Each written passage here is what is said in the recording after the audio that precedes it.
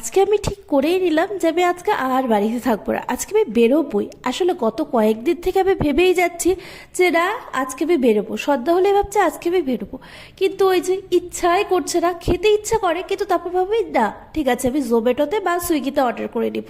কিন্তু আজকে আমি ডিসাইড করেছি যে না, আর বাড়িতে আজকে থাকবো না, আজকে আমি বাইরে যাব, খাবো, ঘুরবো, মজা করবো, সব কিছু করবো। আর এখানে না আমার দাঁড়িয়ে থাকতে থাকতে খুব খিদা পেয়ে গেছিলো।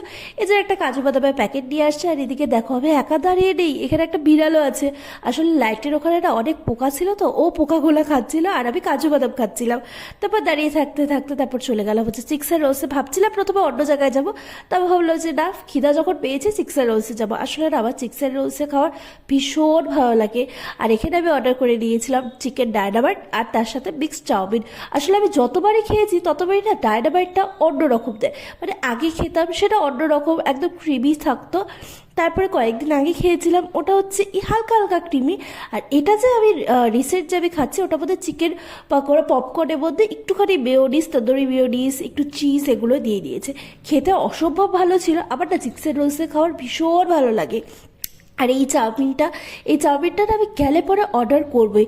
আমি জানি না কেন আমি সব জায়গার চাউমিন খাই না, কিন্তু এখানকার চাউমিনটা আমার ভীষণ ভালো লাগে।